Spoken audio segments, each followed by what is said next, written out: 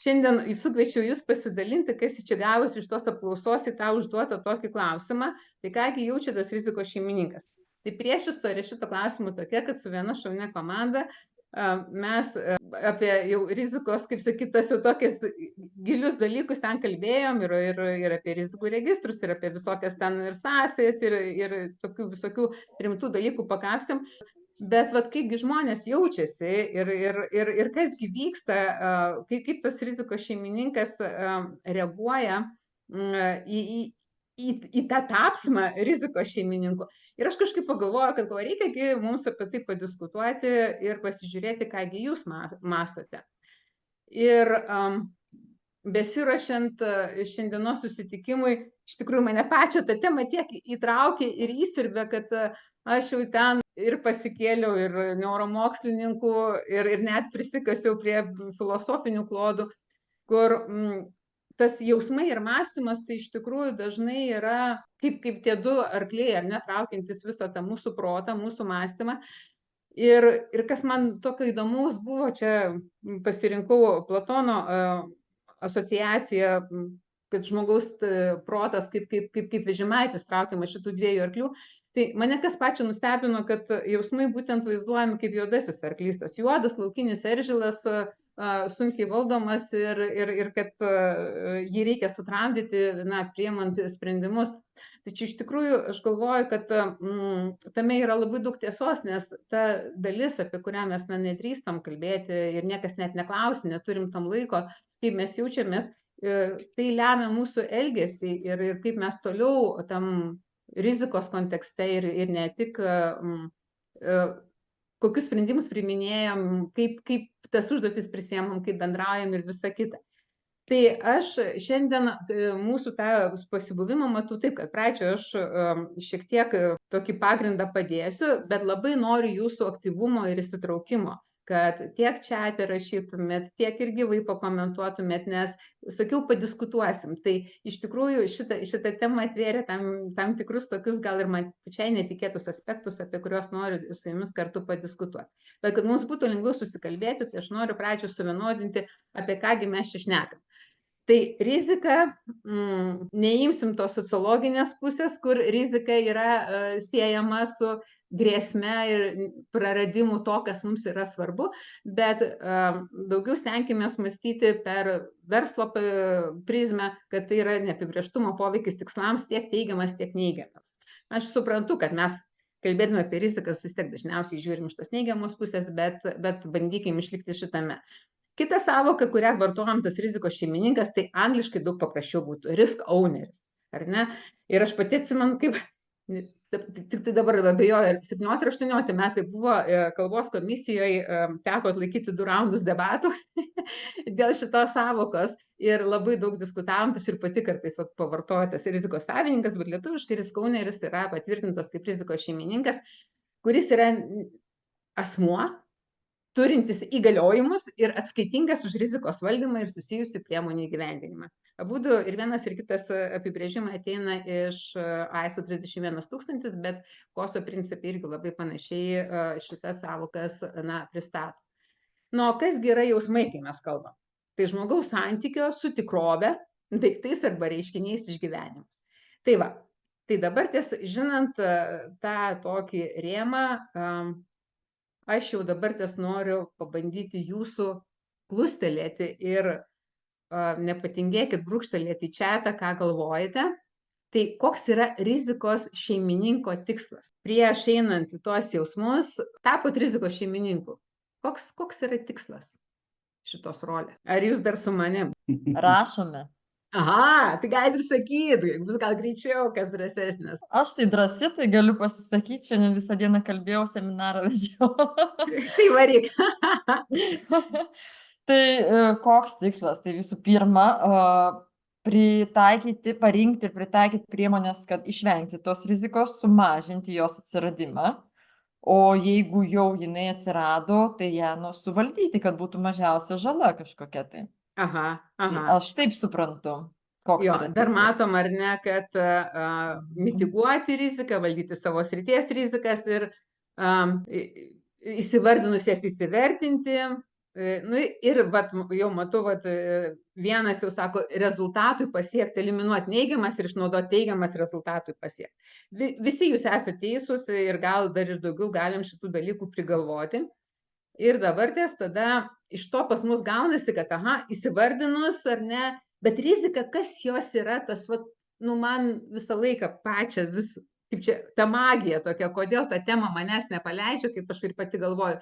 Tai greičiausiai yra apie tai, kad rizika tuo pat metu, jinai tokia yra be galo keistas dalykas. Jinai yra ir reali, ir mūsų susikurta. Ir šitoje vietoje, ar ne, nu, tas realumas, tai ta prasme, juk dar nieko neatsitiko, kai mes kalbam apie riziką. Ir jūs sakote, ar ne, įsivertinti, mitiguoti, kad tas rezultatas įvyktų, viskas yra teisingai. Bet mes su jie dirbam ir tikėdamėsi, kad nieko neatsitiks. Ir va šitoj vietoj turbūt viena iš tų priežasčių, kodėl apie tuos jausmus, ta jausmų paletė tokia plati atsiveria, kad mes kūriam savo santykius su ja. Jos tas realumas vienam kontekste ir vienoje situacijoje jinai yra gana didelė grėsmė ir reikšminga, o kitoje situacijoje mes pro ją sakom, ne, yra teoriniam lygmenį gali būti, nu, bet tikrai neturėtų nieko čia įvykti, ar ne? Tai jeigu mūsų visi darbuotojai sveiki ir pas mus linijos visos veikia, tai ir mes esam užsakymus sąmoningai duodam pažadus, matydami savo aprautumą ar ne, ir turėdami tam žaliavų ir labai gražiai žinodami, kaip tenais, kiek laiko mes užtrunkam jį pagaminti, tai kad mes jo laiku nepagaminsim, nu, tai jau tokia labai teorinė rizika. Bet jeigu mes turim gripo epidemiją, kur kiekvieną dieną vis daugiau darbuotojų neateina į darbą, ar ne, jau pas mus gali galbūt visai kitaip ta rizika tuo momentu atrodyti, ar ne, ir mes jau tada pradedam skaičiuoti, aha, šitam užsakymė nėra, jokių tenais, kaip sakyti, su šitu susitarsim, tai geriau apkeiskim, o tas naujas čia klientas reikia gerai užsirekomenduoti ir mes jam tikrai negalime, na, nei dienos vėluoti. Nu, čia kaip pavyzdys. Tai va, tai reiškia, santykis su rizika mes kuriam patys. Ir dabar ties nuo ko jisai priklauso. Tai pirmas dalykas, ar ne, tai labai priklauso jisai nuo tikslo, kokio tikslo mes siekiam ir pačios tos rizikos suvokimo. Kitas momentas yra mūsų santykis su rizika priklauso nuo mūsų vidinio ir išorinio konteksto. Tai apie išorinį kontekstą, kaip sakyt, labai stipriai nesiplėtosiu, bet galim čia, vat, kad ir tuos paskutinių keletos metų tokius stiprius įvykius, ar ne, kur privertė perdėlioti mums ir tiekimo grandinės, ir savo požiūrį į daugelį dalykų, bet pagaliau netgi ne tokia dramatiškai kaip pandemija arba karas Ukrainoje, bet technologijų vystymasis ar ne išorinis kontekstas, tai vėlgi mūsų santykis su rizika, jisai nuo to stipriai keičiasi. Bet vidinis kontekstas, kur iš tikrųjų, ką aš turiu galvo, kalbėdama apie vidinį kontekstą, tai yra, kaip mes dirbame kartu. Tai realiai yra, kokia čia ta mūsų yra ta vidinė kultūra, kokia čia ta mūsų yra struktūra, kaip mes tas savo vaidmenis ar ne prisiemam, ar mums juos primeta. Tai vat nuo vidinio konteksto irgi labai tas santykis priklauso. Ir tada keliaujam, kad yra ta rolė rizikos valdyme. Tas rizikos šeimininkas, mes galim tapti jo savanoriškai, ar ne? Sakyti, taip, žinoma, tai yra tas sritis, už kurią aš atsakingas, aš prisiemu visas tas rizikas ir man tai yra svarbu ir aš apie tai galvoju ir iš tikrųjų didžiuojuosi, būdamas rizikos šeimininku. Bet lygiai taip pat ta rolė gali būti primesta, kai mums, na, nuleidžia ir sako, žiūrėk, šitos rizikos šeimininku būsi tu. Jėzus, tai ką dabar su to daryti? Tai va. Ir paskutinis punktas, kuris labai stipriai formuoja mūsų santykį su rizika, tai yra kasdienės praktikos. Ar kasdienės praktikos, turiu galvoje, jose yra erdvės kalbėtis apie rizikas, ar tas rizikų valdymas yra visiškai atskiras procesas, kuris, na, izoliuotas nuo mūsų veiklos.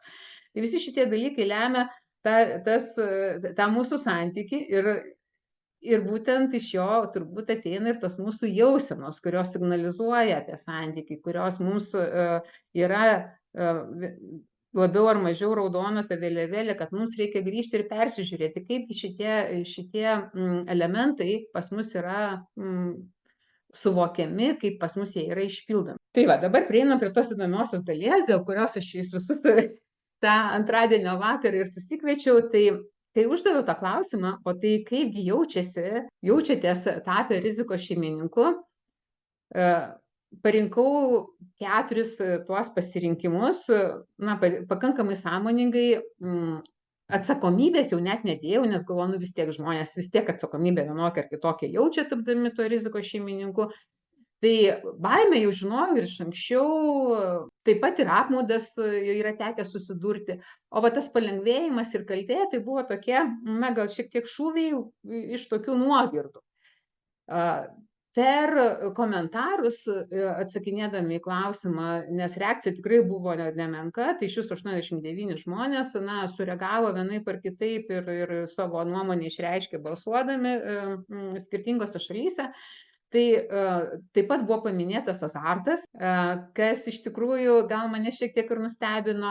Ir aistra, tai aistrą aš pridėjau gal pati, nes galvoju, gerai, tai kaip aš jaučiuosi, koks tas mano santykis su rizika. Ir ta aistra kyla iš to, kad yra tiek svarbus tas tikslas, kad tos rizikos, kurios atsiranda, kurias pradedi suvokti, kurias pradedi atpažinti, na, tas jų suvaldymas tampa tokiu, kelia tik tai, kaip sakyt, gerus jausmus, tas aistra tikslui permuša visus kitus galimus jausmus apie riziką. Tai čia apie mane pačią, o kaipgi jaučiatės jūs. Šitą skaidrę, čia daug teksto dabar aš suprantu, čia įdėjau print screenus iš LinkedIno, nes ten vyko apklausa. Tai kairėje pusėje yra jūsų ir kaip sakyti, ir jūsų kolegų nuomonė. Tai daugiausiai žmonių pasisakė, kad jaučia palengvėjimą, nes dabar visi žino. Šiek tiek mažiau jaučia kaltę, kad kažko nepadarė.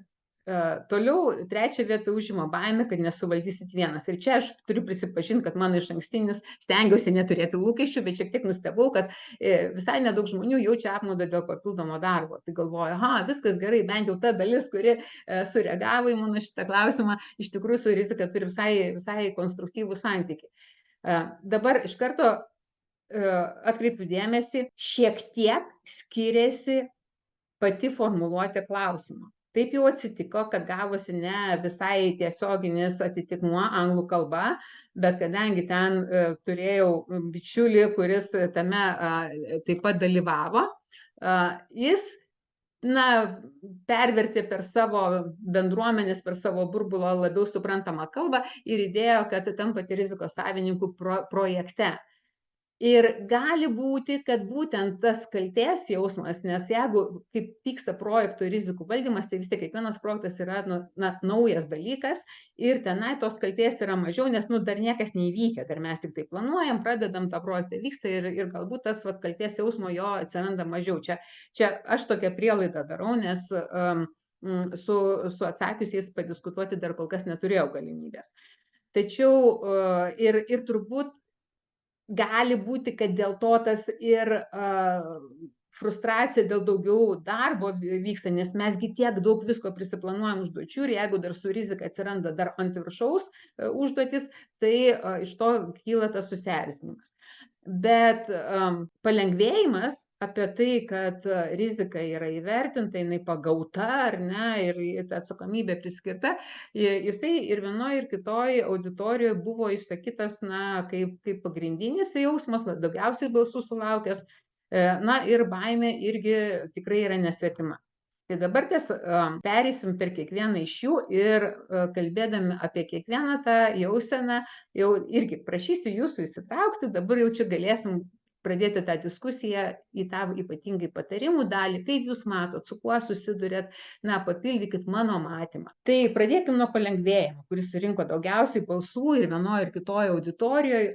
Tai iš kur kyla? Aš irgi kai pradėjau galvoti, iš kur jisai kyla. Tai vienas dalykas, tas palengvėjimas, pats tas viešas pripažinimas rizikos, jisai vis tiek reikalauja pastangų. Tai nėra visiškai turbūt kasdienis veiksmas, kaip ten bebūtų, vis tiek mes turim kažkokius periodinius tų rizikų vertinimus, ypač jeigu kalbant apie rizikų registrus, arba kad ir tas pats projektas, ar ne, tai dažniausiai rizikos suvertinamos pradžioje, paskui vėliau jos, na, dažniau ar rečiau peržiūrimus, bet tai reikalauja pastangų. Ir jau toksai būna palengvėjimas, kad jau perėjom per tą etapą, jau dabar viskas aišku. Ir turbūt kelia stresą.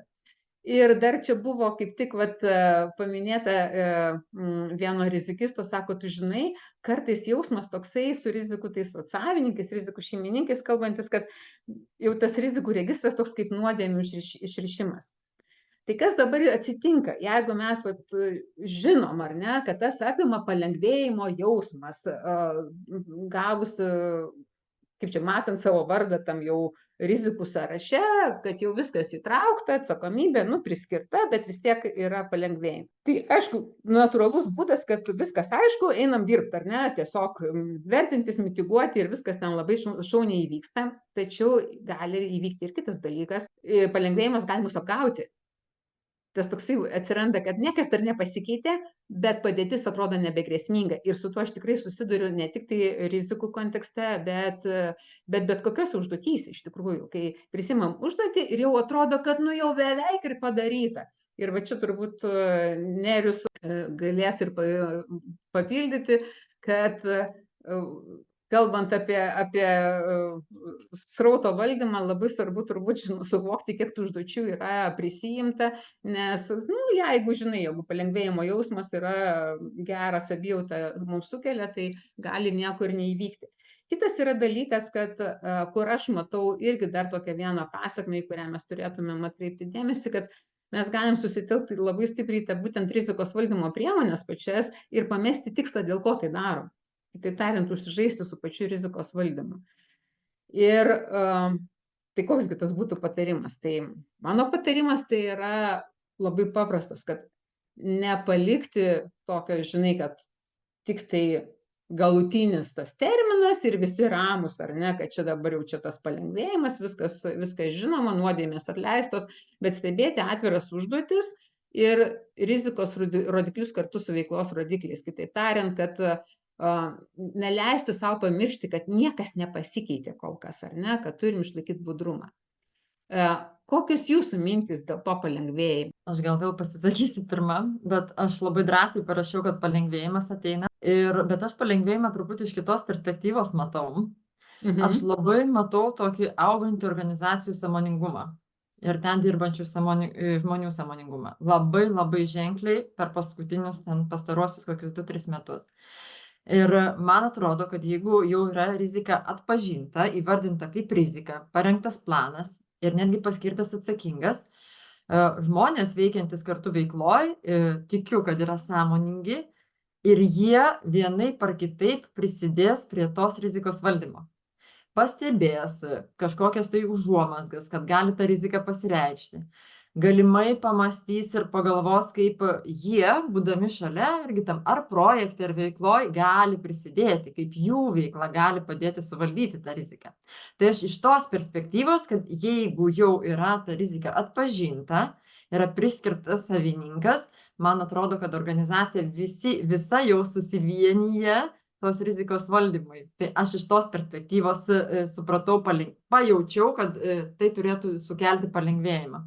Jo, žinai, tikrai tą dalį dėl sąmoningumo didėjimo tikrai aš irgi labai galiu tik tai patvirtinti, nes vyksta kažkokie, sakyčiau, tektoniniai lūžiai, netgi rizikos valdyme santykėje su rizika. Bet aš galvoju, kad aš, būtent suprantant šitą, kad, kad, kaip čia vis dėlto, neužsiliuliuoti, ypatingai jeigu dabar situacija yra kaip ir puikiai, o ta rizika, kaip mes sakėme, kad jis toks neapčiuopiamas dalykas yra, tai vis dėlto įjungta stebėsenos dalį, tai turbūt irgi padėtų tą sąmoningumą išlaikyti ir neprarasti, ar ne, to budrumo. Kas dar kokių minčių turite? Kas norit sureaguoti palengvėjimą? Aš norėčiau. Sveiki Vilma, sveiki visi. Labas, Tadai. Mane iš tiesų irgi nustebino, kad taip žmonės jaučiasi, nes, kiti sakytų, va čia krūva darbo, čia dar kažkas ar ne daugiau papildomos atsakomybės. Tai va, ir aš visada galvoju, kad rizikos valdymas ir yra atsakomybė, ar ne? Tai bet kuriuo atveju yra labai daug stulpelių, labai daug visokių žingsnelių, kuriuos reikia padaryti.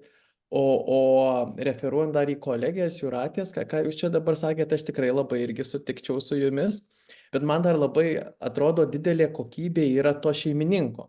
Tai jeigu tas šeimininkas sako, aš dabar noriu sutvarkyti šitą dalyką, ar ne, aš tikrai žinau, tai man atrodo jau čia tokia organizacija iš savęs reiškia labai jau gerai valdys tas rizikas, ar ne, nes nereikia kažkam tai, nu, užkabinti viso to ir sakyti, vat čia tavo skyrius, žiūrėk, čia tokio tipo rizika, pas tave jinai. Tai va. Jo, sąmoningumo indikatorius, tikrai puiku labai. Gal dar kas nori prisidėti kažką? Vilma, labas vakaras. Labas. Aha, čia Artūras. Nu, mes su jumis truputį bendravom komentaruose Taip.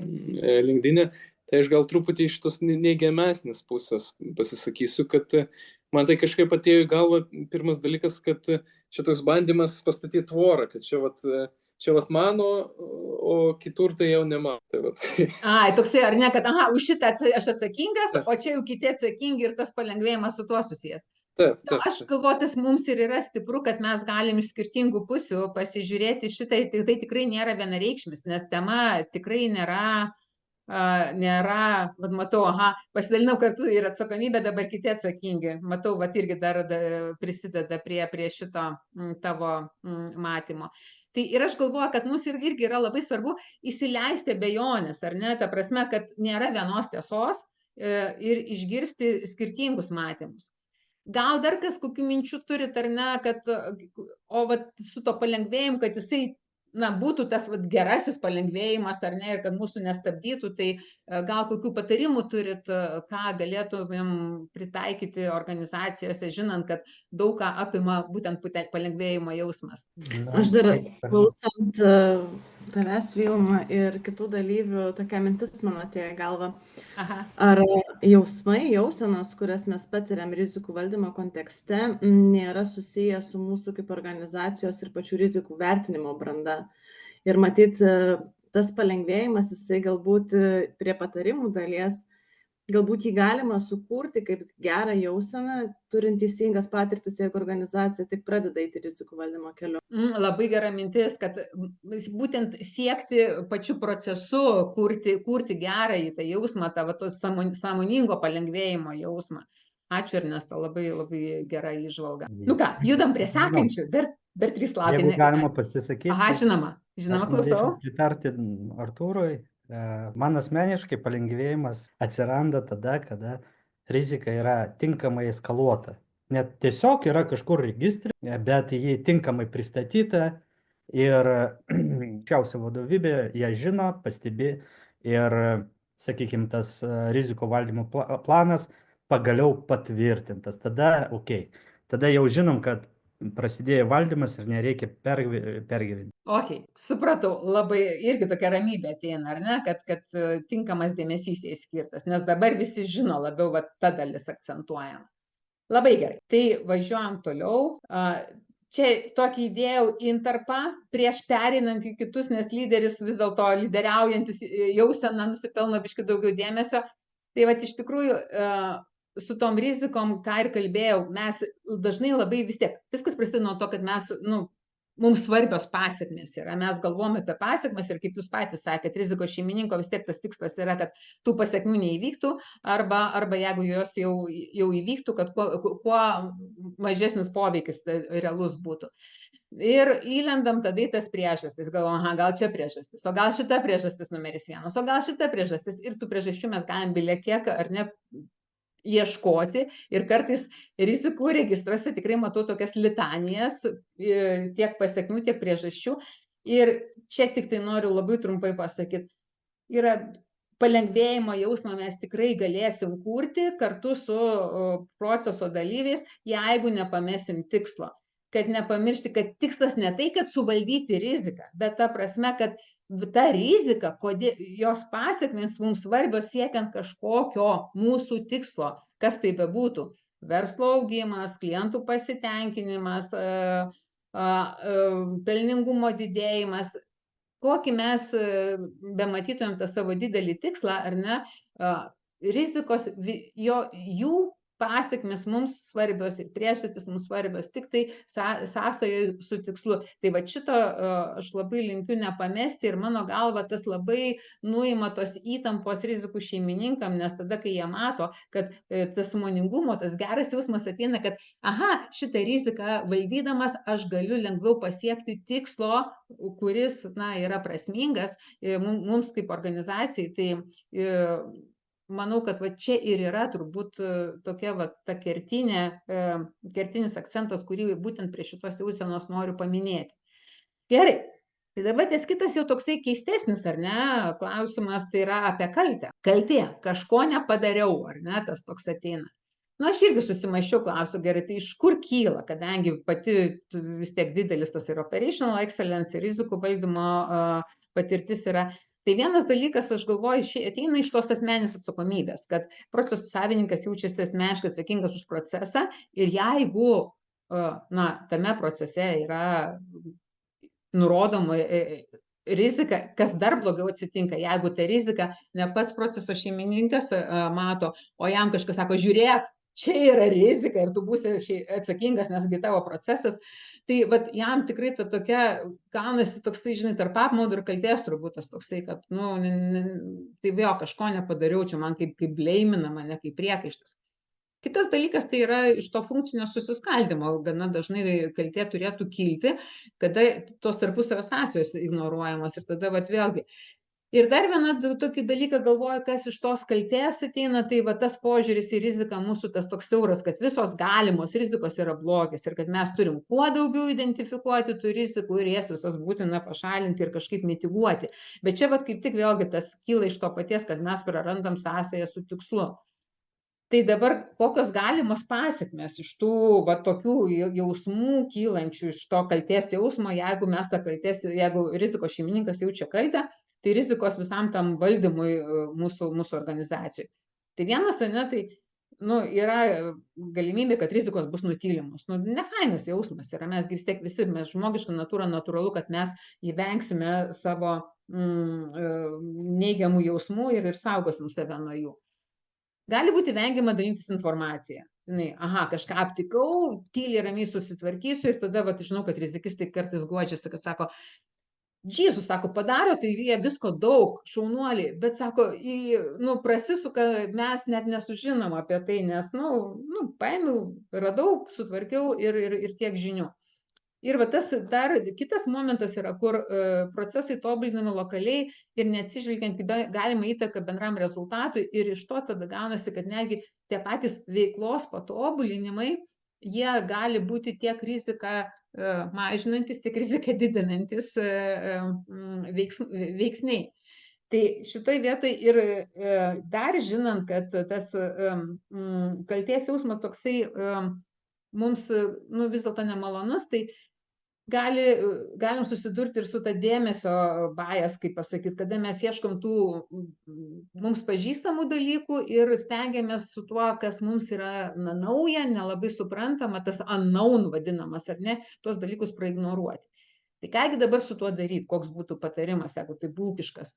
Tai va čia jau tada tas, ką prieš tai rodžiau, kad prioritizuoti pagal įtaką tikslams. Tai vienas dalykas, manau, kad yra labai svarbu. Ir tada, kai mes pradedam kalbėti apie rizikas, būtent sąsajų su tikslais, tai tada turėtų tas kaltės jausmas sumažėti, nes tikslo tai siekia ne vienas žmogus, ne tik tai tas rizikos šeimininkas ir tada tas toksai, kaip sakyt, nepriimk asmeniškai, ar ne, šitas galbūt eliminuosis. Ir kitas dalykas, ieškoti tarpusavio sąsajų, kaip mes apskritai bendradarbiaujam, kaip mes kuriam kartu, tai tas kaltės jausmas tada mes natūraliai priimsim, ieškodami tų sąsajų ir stebėdami savo tikslus, kad keičiasi, kontekstas kinta, mes nuolat augam, tobulėjam ir tai, kad procese arba mano atsakomybės srityje atsiranda naujos kažkokios rizikos, kurios anksčiau nebuvo svarbios, tai nereiškia, kad kažko nepadariau, o kaip tik pasąmoningai galiu prisidėti.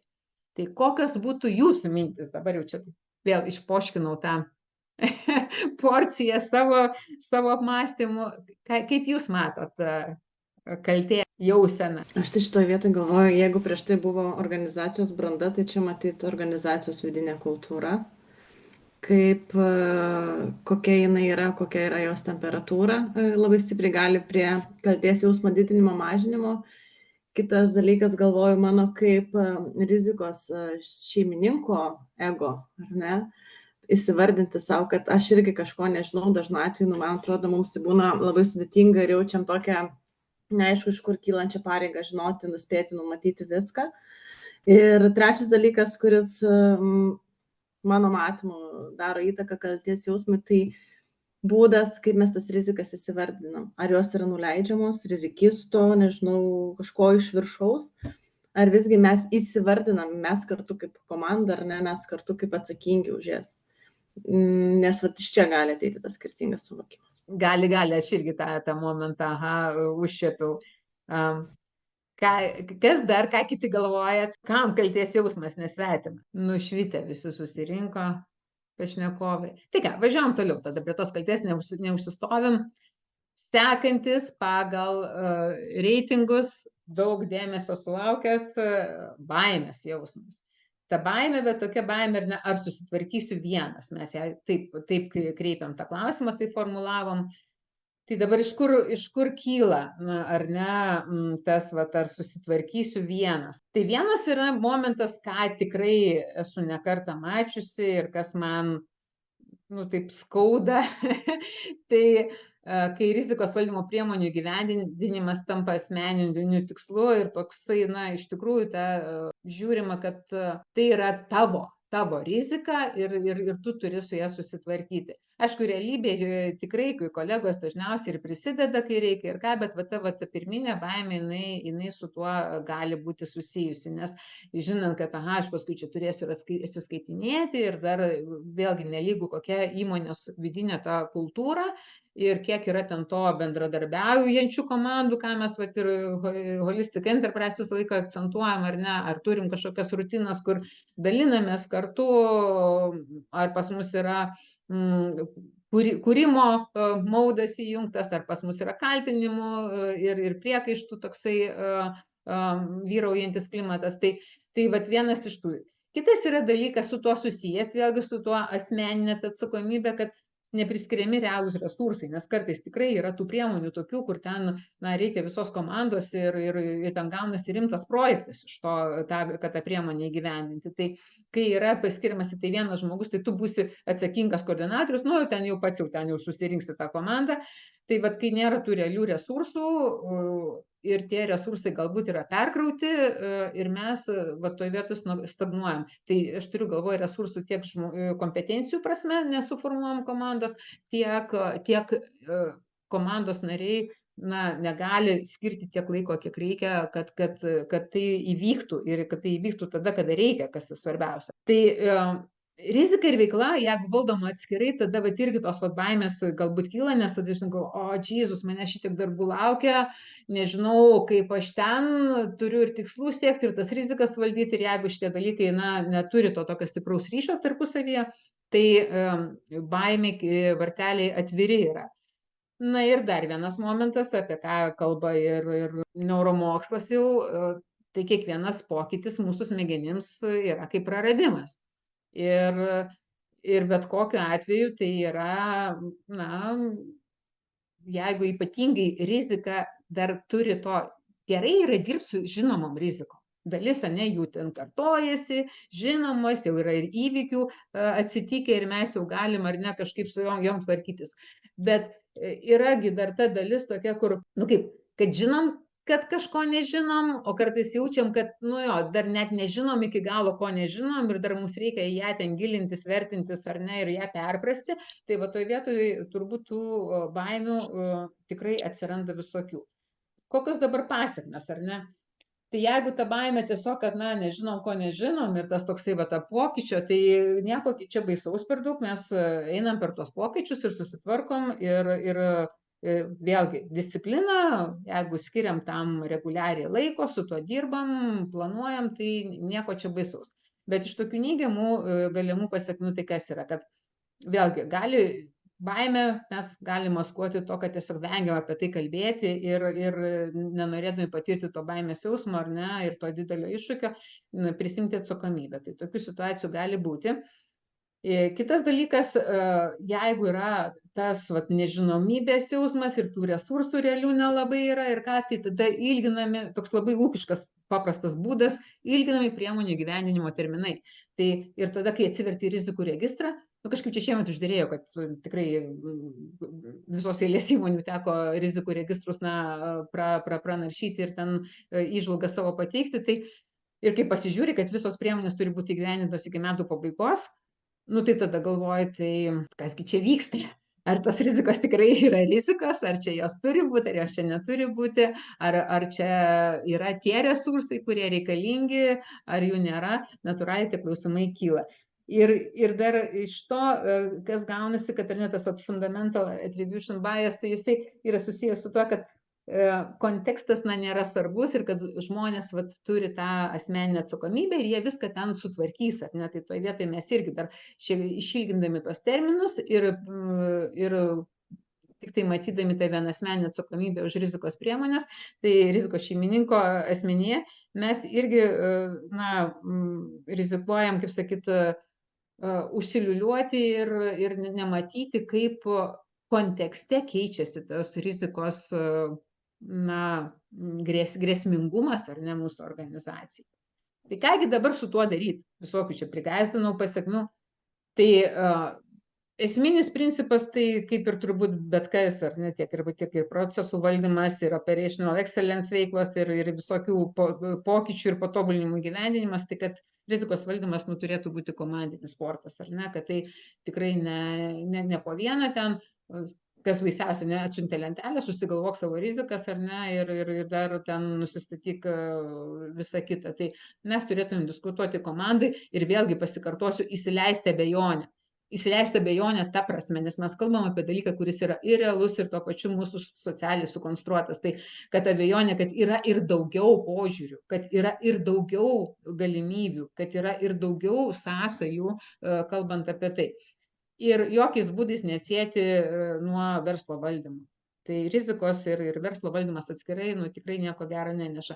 Ir dabar dėl tos baimės jausmo toks konstruktyvus patarimas, manau, būtų tikrai labai pasiteisina į rizikos priemonių gyvendinimą žiūrėti per agile arba PDCA principą, kad reiškia, einam po žingsnį, žiūrim, stebim ar ne, planuojamės ir įgyvendinam žingsnis po žingsnio, o ne vien tik tai stebim tą galutinį milestone padarytą, nepadarytą laiku. Kokios jūsų mintis? Kaip su ta baimės jausmu tvarkytis? Man vienas tavo pasakymas atsako į visus klausimus. Rizikos valdymas yra komandinis sportas. Ir kuo pas mus ta kultūra bus tokia draugiškesnė, bendradarbiavimas, komandiškumas, tai manau, kad tos baimės galėtų būti sumažėti iki minimalaus. Tai labai labai taikliai pasakyti. Ačiū, Jūratė. Gal dar kažkas rezonuoja, kokių minčių turi? Aš irgi pritariu. Ne, aš dar galvoju prie tų patarimų, ar ne, ir man siejasi, iš kur tai kyla, aš įsivaizduoju, kad susitarti, kiek tų rizikų mes pajėgus suvaldyti, nes baimė, jeigu tos rizikos ir jų kiekis kaip koks, nežinau, krioklys pasileidžia ar ne į rizikų šeimininkus, tai baimė gali kilti, kad tokio krepšio rizikų aš net ir su komanda nebesuvaldys. Ir tas komandinis sportas, jis tampa jau olimpiniam žaidynėm. Tai šitoje vietoje labai aiškiai susitarti, kokia ta apimtis yra, kur yra tie top didžiausia įtaka mūsų siekiams. Bet čia, žinai, čia šitas momentas, jeigu prarandam ryšį su verslu, žinai, ir mūsų tais, didžiaisiais tikslais, ir tada į tą riziką, tada tokį, kad, kaip aš sakau, rizikų registrai pavirsta tokiom, begaliniam litanijom, atsimenu, kai buvau mažas vaikas, biškai gal nukrypimas toksai. Tai kaime močiutė būdavo vakare, labai mėgdavo, aš pas ją į lovą įsirangyti ir pagulėti. Ir man, žinokit, prisipažinsiu, man taip gražu būdavo ta visų išvintųjų litanija. Vis tik močiutė sukalbėk litaniją. Ir man tokia kaip lopšinė būdavo, žinai, ten. Oi, nebeatsimenu dabar jau tų žodžių, bet ten visokiausiai ten tie vardai tokie iš Biblijos ir tas toksai bu. Tai rizikos registrai, man kartais išvirstavo, ką tu sakai, Ernestai, tas litanijas. Todėl, kad prarandam ryšį su tikslu, bet labai svarbu šitas pastebėjimas. Tikrai ačiū tau. Man net ateina, žinai, tas toks palyginimas, vaizdinys kaip skruzdėlynas. Jeigu visos skruzdėlynė kažką tai daro, surask tą, žinai, svarbiausią skruzdė didžiausią, tai su tais dideliais rizikų registrais kažkaip taip kartais būna nutinka. Jo, ir sąsaiškumas tarp atskirų rizikų. Jeigu mes pradedam galvoti, dar netgi, ta prasme, ne tik tai su procesais sąsajų ieškoti ir tikslais, ar ne, bet ir tarp pačių rizikų, tai vėlgi kartais labai stipriai patrumpėja tie rizikų registrai. Arturai, tu dar kažką norėjai pridėti? Tai aš norėjau pritarti. Tam, kad ta prasme, ta atsakomybė, tai jinai, aišku, jinai turi kažkokią atspalvį ir tos baimės. Ir tada labai priklauso nuo įmonės kultūros, ant kiek tu turi palaikymą, ant kiek tas komandinis darbas. Ta prasme, ar tave paliks vieną, ar tau kas nors padės, jeigu, sakykime, kils problemų. Ačiū. Gal dar kas norit kažką pridėti prie šitų? Gerai. Pabaigai liko apmaudas. Tai apmaudas mūsų auditorijai nebuvo labai populiarus, ar ne, pasirinkimas dėl to papildomo darbo. Ir jau čia turbūt mes didelę dalį apšnekėjom sąsajų su kitais jausmais. Tai iš kur kyla, ar ne? Tai jeigu vienas momentas, kur yra, manau, labai svarbus to apmaudo šaltinis, tai jeigu ignoruojamos jau taikomos rizikos valdymo priemonės. Ir rizikos valdymo priemonės gali būti dalykai, kurių mes šiaip net neklasifikuojam, tai yra tikrai ne tik kontrolės. Mano giliu įsitikinimu, tai kontrolė yra pati brangiausia ir mažiausiai efektyvi priemonė iš tikrųjų užtikrinti rezultatui, bet turim visokių kitokių gerų dalykų. Negi, pavyzdžiui, tas pats, kad jeigu mes turim komandinius susirinkimus, kurių metu planuojam, kurių metu stebim savo rodiklius, ar ne, tai jau mes galim valdyti riziką, jeigu tie rodikliai yra susiję būtent su viena ar kita rizika. Tai ir kitas momentas, tai čia jau turbūt kas buvo jau minėta ir anksčiau, kad kai žiūrint, kaip vyksta tas rizikos vertinimo visas procesas, kad jeigu tos rizikos nuleidžiamos iš viršaus, kažkas žino geriau, kokios šitos rizikos mūsų didžiausios, tai apima tas jausmas, kad rizikų registre įvardintos rizikos nėra didžiausios grėsmės siekiant tikslo. Ir ten tas rizikų registras su ta savo litanija gyvena savo gyvenimą, o mes einam visi dirbti, nesiekti savo tikslų. Tai aišku, užduotis, jeigu mums netrodo, kad tai yra tikrai realios grėsmės, o yra svarbesnių dalykų, tai tikrai apmaudas dėl papildomo darbo gali kilti. Tai kokios šitos neigiamos pasekmės, ar ne? Tai pirmas dalykas, tai mes suprantam, kad tokiam kontekste prikuriama feiko, bereikalingų kontrolių ir perteklinio darbo. Ir kitas dalykas, feiko ta prasme, kad rizikos valdymo priemonės stengiamės susigalvoti tokias, kad būtų lengva padaryti, kad jeigu netikim, kad ta rizika svarbi ar ne, nematom tos svarbos, kad nieko daug daryti nereikėtų, kad paukščiuką užsidėti, kad irgi toksai dar dūmų uždanga susikuriam. Ir kitas dalykas, jeigu su to papildomu darbu, ar ne, jau ir taip jau jaučiamės, kad ignoruojamos tos esamos valdymo priemonės, kad būtinai reikia kažką naujo sugalvoti, jeigu apie riziką pradedam kalbėti, tai tada žmonės tiesiog vengia kalbėti apie tas rizikas, nes jie bus nubausti. Tai ką dabar daryti?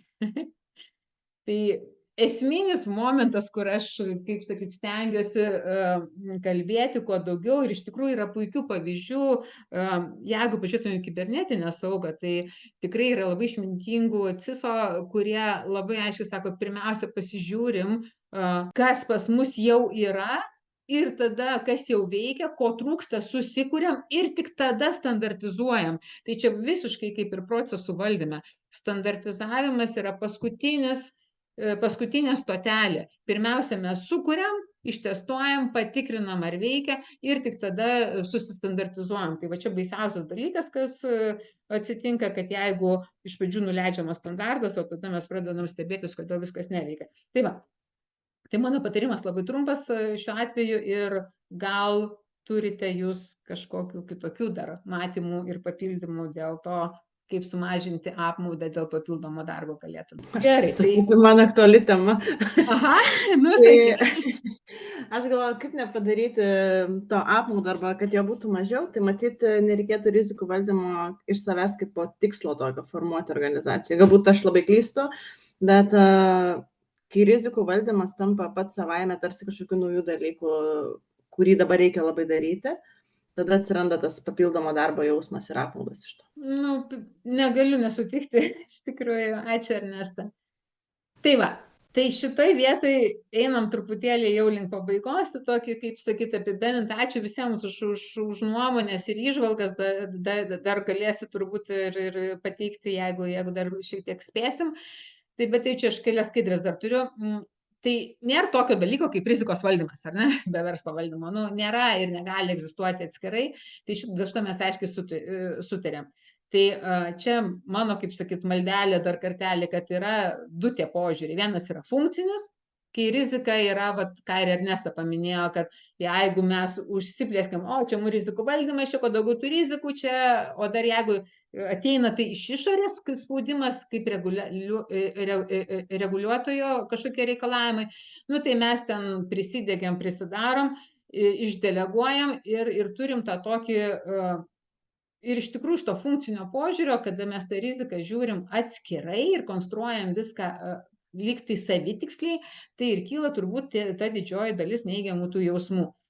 Bet va tas palengvėjimo jausmas, tas sąmoningo prisėmimo, nuo ko mes ir pradėjom, tai jisai ateina, kai mes turim holistinį požiūrį, kai mes į riziką žiūrim kaip į verslo dalį, kad tikrai mes turim pripažinti, kad mes dirbam su ribota informacija ne tik apie ateitį, bet ir apie dabartį ir apie praeitį mes kartais turim ribotą informaciją, iki galo negalim paaiškinti, kodėl mums pavyko ar nepavyko, kodėl mes gavom būtent tokio, ne kitokį rezultatą. Kad rizikos valdymas yra tik priemonė pasiekti bendrą tikslą ir čia šitoj vietoj visą laiką bus neapibrėžtumo ta dalis ir man va, tas pats apibrėžimas rizikos kaip neapibrėžtumo poveikis tikslams, tai toksai pakankamai yra, nu, kaip iš vienos pusės, kaip lyg ir aiškus, bet lyg ir miglotas, nes vis tiek ne viskas bus taip, kaip mes tikimės ir mes turim išlaikyti savo budrumą, kad ir galimybės pamatyti pakeliui į tikslą ir tuo pačiu, susivaldyti ir susitvarkyti tai, kas mums gali sutrukdyti. Vadovai ir komandos moka veikti neapibrėžtumo sąlygom. Tai turbūt šitas yra tas toksai priėmimas, kad nebus viskas idealiai, mes nesuplanuosim metam laiko į priekį iki smulkmenų. Taip, mes turim planuoti, mes turim perplanuoti ir mes turim būti budrus. Ir tad iš to mes turim, kad mes kuriam bendrą praktiką verslo ir rizikos valdymo ir tas yra labai smagu. Ir kaip dabar ta bendra praktika atrodo, ar ne, kokie elementai. Tai aš čia, kai disertaciją rašiau, tyrinėjau vadybos praktikas, kurias jūs turbūt atpažinsit visas šitas savo įmonėse vienaip ar kitaip. Jos gali būti labiau matomos, jos gali būti mažiau matomos, jos gali būti labiau sistemingos, jos gali būti mažiau sistemingos, bet vienaip ar kitaip visa tai vyksta.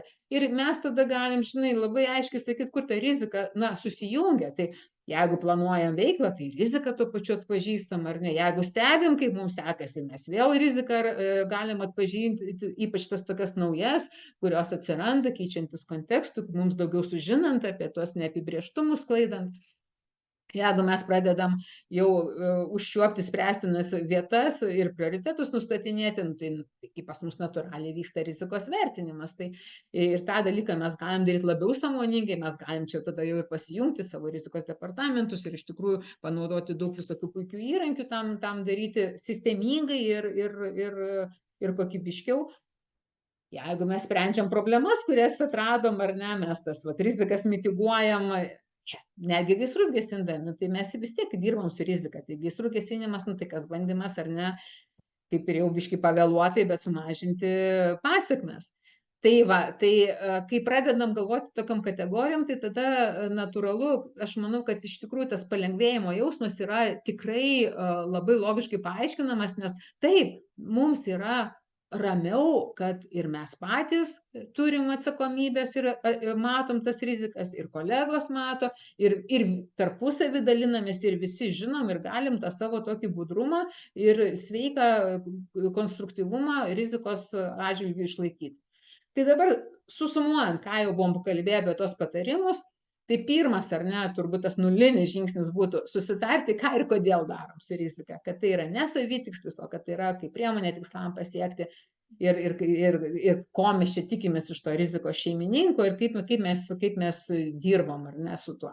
O toliau tie jau 4, kuriuos jau aptarėm, kad esminius dalykus, kad rizikos valdymas vyksta komandoje, kad mes galim tikrai panaudoti principus, kurie puikiai veikia veiklos tobulinimui ir kūrimui, ieškoti sąsajų ir prioritizuoti pagal įtaką tikslams, tai tada susitrumpinsim tas litanijas ir tikrai neturėsim ten prisirašę vėjų. Išnaudoti ir tobulinti, kas veikia. Pirmiausia klausti, o kaip dabar? kaip dabar, kaip mums pavyksta pasiekti rezultato, žinant visas tas rizikas. Tai vat iš šitų dalykų, traukti ir daryti standartus, bet ne atvirkščiai. Ir aišku, stebėti užduotis ir rizikos rodiklius kartu su veiklos rodikliu. Tai iš viso to turbūt ateinam į tą tokį, kad vis tiek kas yra svarbiausia. Tai svarbiausia sąmoningai įsileisti rizikos klausimus į komandinės praktikas. Kokios jos bebūtų. Nuo strategijos planavimo iki kasdienio veiklos valdymo.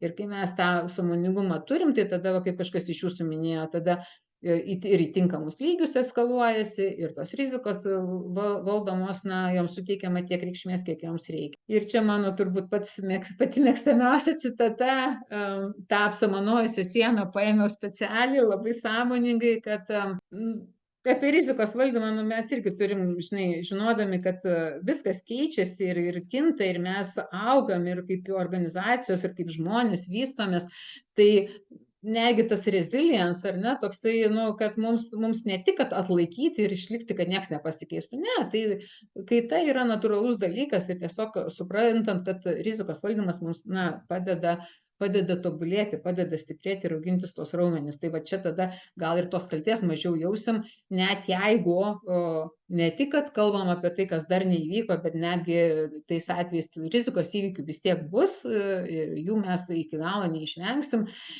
tačiau būsim pajėgus lengviau susivaldyti tas pasekmes ir su kiekvienu tuo stiprėsim.